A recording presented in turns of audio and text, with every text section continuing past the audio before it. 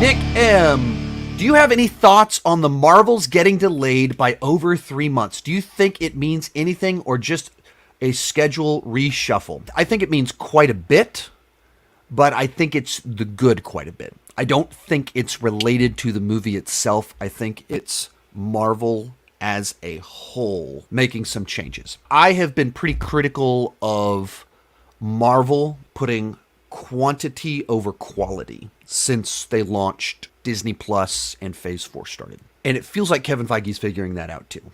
You know, I'm pretty confident from what I've heard. And he's not the one that was like, hey, I've got a great idea. Let's put out 4 movies and 5 TV shows every year. No. That was like the people way up here that are like, hey, if we're going to make this streaming service profitable, we need to crank out an enormous amount of content that pushes people to sign up. And so they're like, Kevin, here's what you got to do. Go do it. His bosses told him to go do something. He did the best he could. And naturally, when you put out twice as much content, you can put half as much time into each individual project, and the overall quality dipped a good bit for me on a lot of the projects in Phase 4.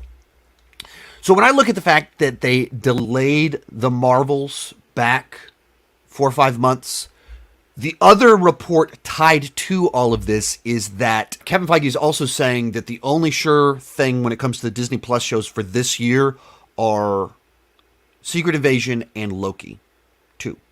In the video I put out last month, it was 5. That's 3 different shows being pushed back and a movie being pushed back about 4 months. That feels like them pausing and reflecting and trying to do better. Disney also had a really bad last year when it came to their stock price. It dipped a lot. They had so many issues kind of going on that they decided to like literally get rid of their CEO, Bob Chapek, and bring back Bob Iger. That's pretty dramatic. That's a pretty big change that they decided to make. You don't do that unless you're realizing things are not working and we need a change.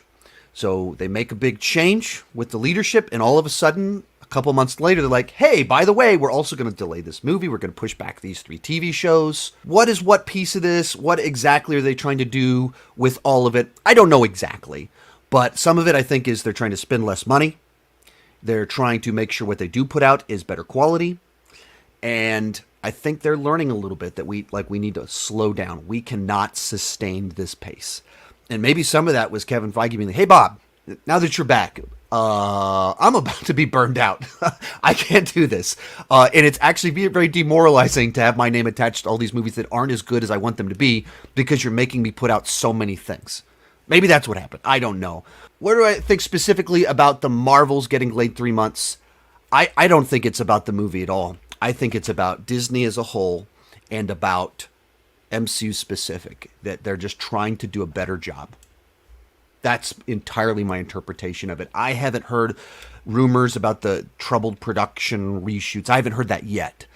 But you can just see all the other reports, and there's all this stuff kind of going on with Disney as a whole. That's the grid by which I interpret this headline right here about the Marvels being delayed. Most of these clips are pulled from my weekly Patreon live stream. Join at any level and you can join the chat and ask all the questions you want. That's for as little as $2 per month. For $5 per month, you can get your name on my end card. For $25 per month, you can have a monthly video chat with me. Link is in the description for more details, and keep talking movies and TV.